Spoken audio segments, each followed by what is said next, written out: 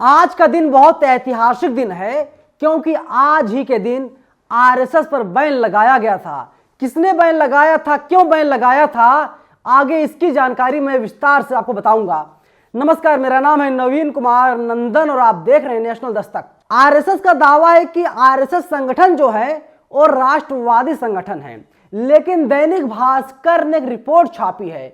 जब रिपोर्ट को मैं आपको पढ़ के सुनाऊंगा, इसके बाद पता चल जाएगा ये जो आरएसएस के लोग हैं, जो आरएसएस से जुड़े हुए लोग हैं, ये लोग करते क्या हैं। देखिए, दैनिक भास्कर लिखता है, सरदार पटेल ने आज ही लगाया था आरएसएस पर बैन।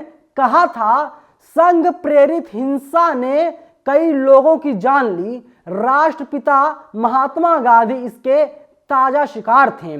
आगे लिखता है भास्कर, आरएसएस के सदस्यों ने खतरनाक काम किए हैं। देश के कुछ हिस्सों में आगजनी, डकैती, हत्या, अवैध हथियारों के लेन देन में शामिल रहे हैं। संघ प्रेरित हिंसा ने कई लोगों की जान ली है, राष्ट्रपिता बापू इसके ताजा शिकार बने हैं। एक गृह मंत्रालय के उस नोटिस का हिस्सा है जिसे 4 फरवरी साल 1948 को आरएसएस पर बैन लगाने के लिए जारी किया गया था। उस वक्त देश के गृह मंत्री सरदार वल्लभ भाई पटेल थे। हालांकि 16 महीने बाद 11 जुलाई 1949 को कुछ शर्तों के साथ संघ पर बैन हटा लिया गया। 30 जनवरी साल 1948 को महात्मा गांधी प्रार्थना स्थल की तरफ जा रहे थे। उसी दौरान नाथूराम गोडसे भीड़ से निकला। उसने दोनों हाथ जोड़ रखे थे और हाथों के बीच में रिवॉल्वर छिपा रखी थी। कुछ ही सेकंड में नाथूराम ने रिवॉल्वर तानी और एक के बाद एक 3 गोलियां गांधी जी पर चला दी। गांधी जी के मुंह से हे राम निकला और वे जमीन पर गिर पड़े। नाथूराम को मौके पर ही गिरफ्तार कर लिया गया। वहीं उसके 2 साथी नारायण आप्टे और विष्णु करकरे दिल्ली छोड़कर भाग गए। नाथूराम को आरएसएस का सदस्य माना जाता था, इसीलिए तत्कालीन केंद्र सरकार ने आरएसएस को गांधी की हत्या के लिए जिम्मेदार मानते हुए उस पर बैन लगा दिया था। 4 फरवरी साल 1948 को केंद्र सरकार ने आरएसएस पर बैन लगाने के लिए नोटिस जारी किया। एक गृह मंत्रालय के आर्काइव में मौजूद है। इसमें लिखी कुछ प्रमुख बातें हैं। संघ के सदस्यों ने खतरनाक काम किए हैं। देश के कुछ हिस्सों में आरएसएस के सदस्य आगजनी, डकैती, हत्या और अवैध हथियारों के लेन देन में शामिल रहे हैं। संघ प्रेरित हिंसा ने कई लोगों की जानें ली हैं। संघ के सदस्यों ने पर्चे बांटकर लोगों को आतंकी तरीके अपनाने, हथियार इकट्ठा करने, सरकार के प्रति असंतोष पैदा करने के लिए प्रोत्साहित किया। ये सारे काम गुप्त तरीके से किए गए। भारत सरकार देश में नफरत और हिंसा फैलाने वाली ताकतों को जड़ से उखाड़ने के लिए प्रतिबद्ध है। इस नीति के तहत सरकार ने राष्ट्रीय स्वयंसेवक संघ को गैर कानूनी घोषित करने का फैसला लिया है। इस कदम में सरकार को कानून का पालन करने वाले सभी नागरिकों का समर्थन मिला है। आप सोच लीजिए, नाथूराम गोडसे ने किस तरीके से राष्ट्रपिता महात्मा गांधी की हत्या 30 जनवरी को कर दी थी और सरदार वल्लभ भाई पटेल ने आरएसएस पर बैन लगा दिया था। खैर, ये कोई पहला मामला नहीं है कि आरएसएस बैन लगा है। इसके पहले भी और बाद में भी कई बार आरएसएस पर बैन लगाए जा चुके हैं। जो संस्था, जो ऑर्गेनाइजेशन क्लेम करती है कि वे लोग राष्ट्रवादी संगठन हैं, लेकिन सच्चाई यही है कि राष्ट्रवाद के नाम पर लोगों को मारा जाता है। जिस व्यक्ति ने, यानी मैं महात्मा गांधी की बात कर रहा हूं, महात्मा गांधी को राष्ट्रपिता खिताब दिया गया, राष्ट्रपिता पद से नवाजा गया, लेकिन नाथूराम गोडसे जैसे आतंकी महात्मा गांधी को गोली मार करके हत्या कर देते हैं। सोचिए, और आज भी आपके आसपास, हमारे आसपास तमाम ऐसे लोग हैं जो नाथूराम गोडसे का समर्थन करते हैं। आप सोचिए कि लोगों की विचारधारा कितनी खतरनाक बनती जा रही है, लेकिन जो मौजूदा सरकार है, मोदी जी सरकार है, उनके खिलाफ कोई कार्रवाई नहीं करती। अभी आपने देखा था 30 जनवरी को किस तरीके से जो देश के प्रधानमंत्री मोदी जी, वे राजघाट पर आए थे, महात्मा गांधी को याद कर रहे थे। लेकिन राइट विंग के तमाम लोग ऐसे हैं जो ट्विटर पर ट्रेंड चला रहे थे। किसके खिलाफ? महात्मा गांधी खिलाफ। किसके समर्थन में? नाथूराम गोडसे के समर्थन में।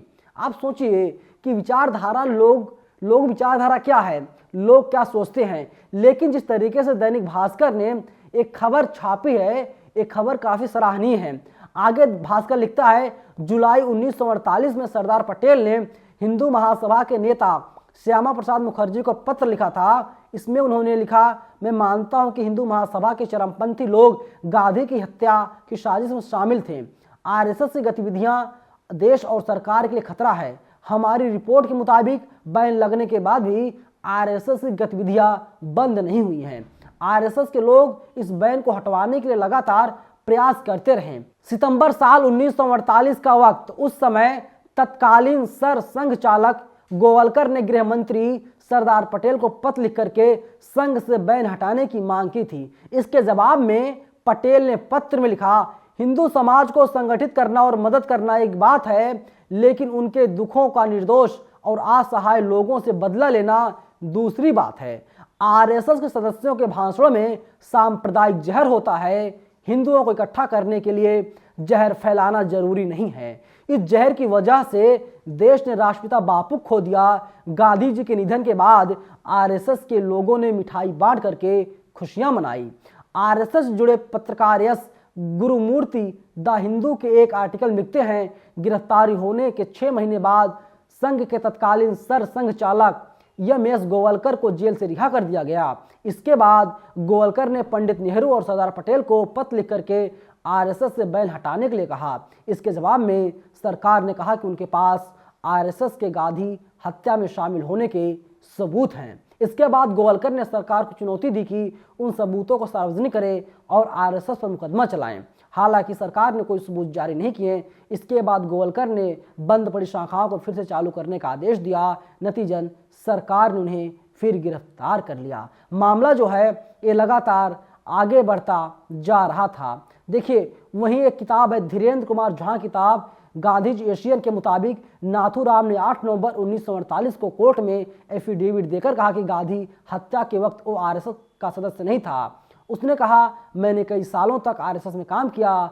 बाद में मुझे लगा कि हिंदुओं के अधिकारों की रक्षा के लिए राजनीति में हिस्सा लेना जरूरी है, इसीलिए मैंने संघ छोड़कर हिंदू महासभा की सदस्यता ली थी। आज भी आरएसएस वालों का काम क्या है? आप सोच सकते हैं, देश में जब कोरोना महामारी आई, आरएसएस से कितने सदस्य इकट्ठा होकर के आपकी मदद किए? कोई जवाब है किसी के पास? अगर जवाब है तो कमेंट सेक्शन में आप लोग हमें बताइएगा। लेकिन वहीं दूसरी तरफ जब जोशीमठ में जो घरों में दरारें आने लगी, तो क्या वहां पर आरएसएस के लोग पहुंचे थे? नहीं पहुंचे थे साहब, नहीं पहुंचे थे। लेकिन हिंदू राष्ट्र बनाने की जब मांग होती है, आरएसएस के लोग सड़क पर आ जाते हैं, हजारों लाखों लोगों के साथ इकट्ठा होते हैं और आंदोलन करते हैं, हिंदू राष्ट्र बनाने की मांग करते हैं। साहब, ऐसे काम नहीं चलेगा। और इसीलिए ये जो आदतें हैं, जो मानसिकता है आरएसएस वालों की, इसीलिए सरदार वल्लभ भाई पटेल ने आरएसएस पर बैन लगाया था। आपको क्या लगता है, एक बार फिर से आरएसएस पर बैन लगना चाहिए या फिर नहीं लगना चाहिए? आप लोग अपनी राय कमेंट सेक्शन में हमें जरूर बताइएगा। धन्यवाद। नेशनल दस्तक की आपसे गुजारिश है कि अगर इसको बचाना चाहते हैं तो नेशनल दस्तक को सब्सक्राइब करने के लिए रेड कलर के सब्सक्राइब बटन को दबाएं, फिर बेल आइकन की घंटी दबाएं। नेशनल दस्तक को बचाने के लिए बहुत जरूरी है कि हर खबर को शेयर करें, लाइक करें, कमेंट जरूर करें।